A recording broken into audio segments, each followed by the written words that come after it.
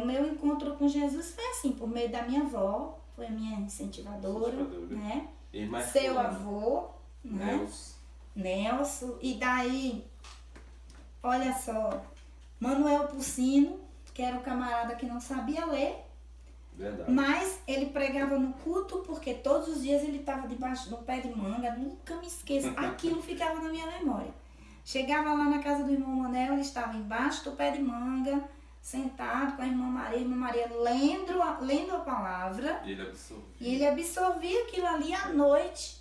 Ele pregava sobre aquilo, a mente boa, né? Que ele chegava, vamos ler em Coríntios, tal. Porque a irmã Maria lia para ele antes, né? E a gente vê que ele não sabia ler, mas ele era um homem que tinha sede, ele sabia o que estava fazendo, né? Então, imagine se ele soubesse a ler, né? Então, as minhas memórias da minha fé, do princípio da minha fé, são essas pessoas. Coisas que a gente tem que ter memória e história. Irmão Nelson, e depois... Quando se converteu Quando se converteu? Era Manuel Pucino. Manuel Pucino já, né?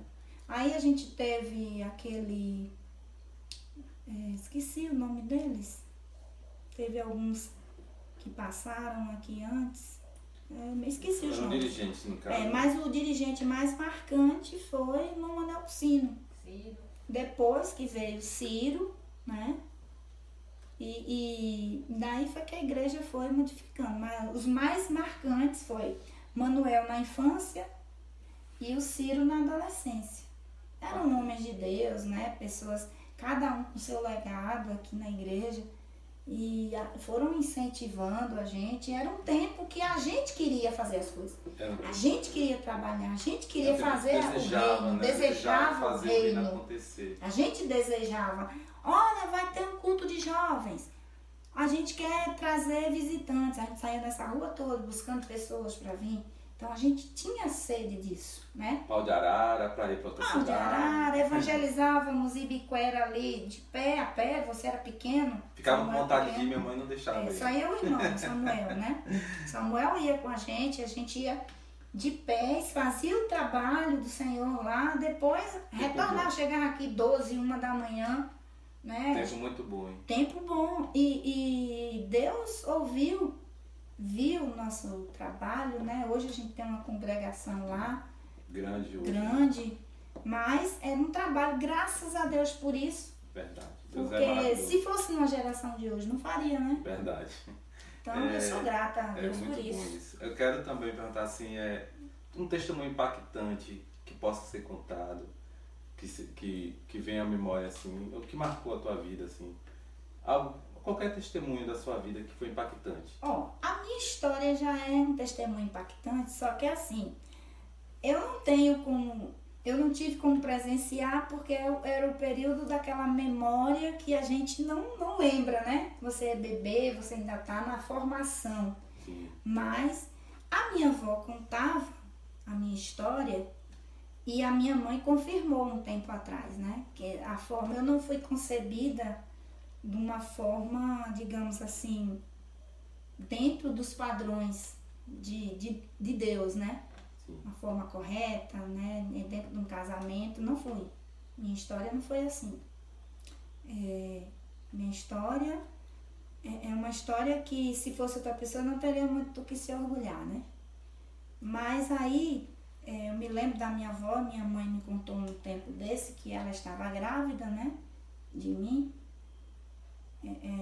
Foi uma gravidez assim do nada, que ela não quis, na verdade, que isso acontecesse, mas aconteceu.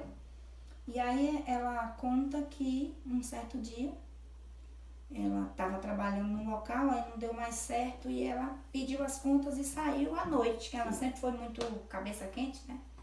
Nunca teve paciência para as coisas, aí saiu à noite. A mala e eu na barriga, né? E aí ela estava ali em Salvador, Rio Vermelho, um lugar que sempre foi, para uma pessoa, uma mulher sozinha, era perigoso, né? E ela ali, sem saber, o juízo ali pensando onde é que ela ia ficar, onde ela ia se hospedar, uma hora daquela, de noite e tal. E aí disse que se aproximou dela um senhor. Sim. Um senhor vestido de branco. E aí um velhinho com a bengalinha aproximou dela e tal. E perguntou pra ela o que é que ela tinha. Aí ela contou a situação e tal. Ele disse, me acompanhe, que eu vou mostrar a você um lugar onde você vai ficar e ninguém vai mexer com você. Aí ele acompanhou ela, levou ela até uma construção. Aí você pode ficar aí, ninguém vai mexer com você. Aí ela disse que entrou lá e tinha um colchão, ela jogou esse colchão. E quando ela voltou para agradecer, o velho tinha desaparecido. Ela disse que foi um anjo do Senhor que veio para acompanhar ela. E ela disse que acompanhava ela. E eu já disse, acompanhava ela não, estava me guardando. Verdade. Né? E ela disse que dormiu ali umas 2 a 3 noites e ninguém mexeu com ela.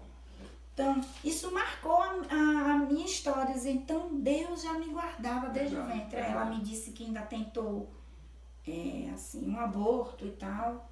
Deus não permitiu. Ela tentou me doar para uma outra pessoa. Minha avó chegou, achou ela do nada dentro de Salvador. Olha, dentro de Salvador. Que forte, hein? Ela saiu do Pau Miúdo e foi lá para a região do centro, né? Que Rio Vermelho é centro. E acabou achando minha mãe, né? E me trouxe para cá. Que forte, hein? Me trouxe para cá, imagine, né? E tudo isso aí, mas eu cresci sabendo, minha avó contava essa história e tal, para eu me incentivar e tal. Mas eu tinha sempre aquela coisa, o porquê. Por que Deus permitiu que eu não tivesse um pai? Né? Por que Deus permitiu aquela história? Eu ficava envergonhada, chateada e tal. Aí uma vez eu fui para uma vigília. Sim. Era até na época do pastor Isaac. E aquele sentimento me incomodando, aí Deus tomou ele e disse que eu não ficasse daquela situação. Porque essa situação foi a única forma que Deus